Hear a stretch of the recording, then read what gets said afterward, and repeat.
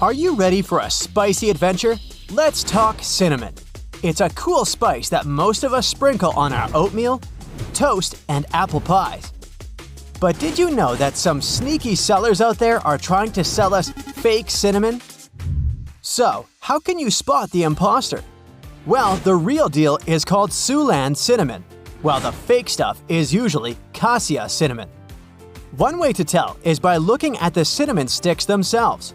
Real cinnamon is lighter in color and has a thinner, more delicate bark. The fake stuff, on the other hand, is darker and thicker.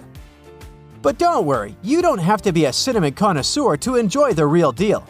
Just make sure to read the label and look for Siouxland cinnamon. Your taste buds will thank you. Is white chocolate real or just an imposter? Well, it's time to settle this sweet debate once and for all. Some people say it's not even chocolate because it doesn't contain cocoa solids. But let's not judge a book by its cover or chocolate by its color, right? Technically, white chocolate is made from cocoa butter, milk, and sugar, which makes it a distant cousin to the darker cocoa solid packed chocolate varieties. But hey, if you ask me, family is family, even if they don't look or taste the same. And don't let anyone tell you white chocolate isn't delicious, because it absolutely is. Its smooth, creamy texture and sweet, buttery flavor make it a delightful treat on its own, or in baked goods like cookies and cakes. So, whether you consider white chocolate to be real chocolate or not, let's just agree that it's a yummy indulgence that we can all enjoy. Are French fries truly French? Hold on to your potatoes because it turns out that the origins of this snack are a bit more complicated than you might think. While it's true that French cuisine has given us some of the world's most delicious dishes, including escargot and coq au vin, the origins of French fries are actually traced back to Belgium. That's right, our crispy little friends were first cooked up in the land of waffles and chocolate. But here's where things get even more interesting. The reason they're called French fries is actually because of the way they're prepared, not because of their country of origin. You see, the term French in this context refers to the technique of slicing the potatoes into long, thin strips known as julienne cut. This technique was popularized in France in the 18th century, which is how the name French fries came to be. Want to add some egg rolls to this order? I mean, sure, they're delicious and all, but what's with all the fuss around this dish? First of all, let's talk about the egg part. Despite their name, egg rolls don't contain any eggs. Instead, the egg part comes from the thin, crepe-like wrapper that's made with eggs. It's like a little egg blanket that keeps all the tasty ingredients snuggled up inside. But what about the filling, you ask? Well, that's where things get interesting. Egg rolls can be filled with just about anything your heart desires. Veggies, meat, seafood, you name it. Some people even like to throw in a little cheese or rice for good measure. Now, here's where it gets a little weird. There's a bit of a debate in the egg roll world about whether they should be fried or baked. I say go for the fried version. There's just something about that crispy golden brown shell that can't be beaten. You might need to sit down for this one. Strawberries aren't berries, but bananas are. Mind blown yet? Here's the deal. A berry is defined as a fleshy fruit produced from a single type of cell. And guess what? Bananas fit the bill perfectly. They might not be as juicy as a watermelon or as tart as a raspberry, but they're berries. We might call them koala bears, but we couldn't be more wrong. Koalas aren't bears. These cute and cuddly critters are marsupials, which means they carry their little ones in a pouch. And while they may look a little bit like teddy bears, they aren't related to them. But hey, we can't blame people for thinking koalas are bears. After all, they do have that fluffy fur and round ears that make them look like they're ready for a hug. But koalas are their own unique species.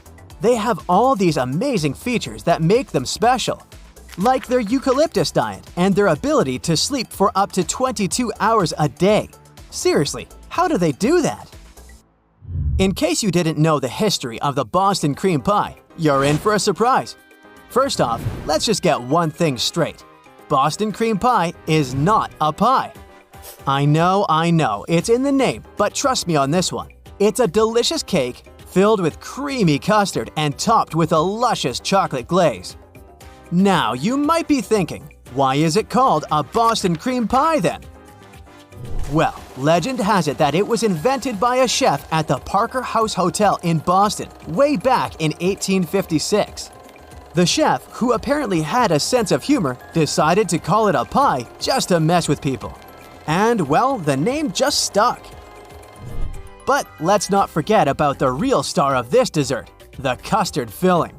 Smooth, creamy, and just the right amount of sweetness. It's what makes this cake stand out.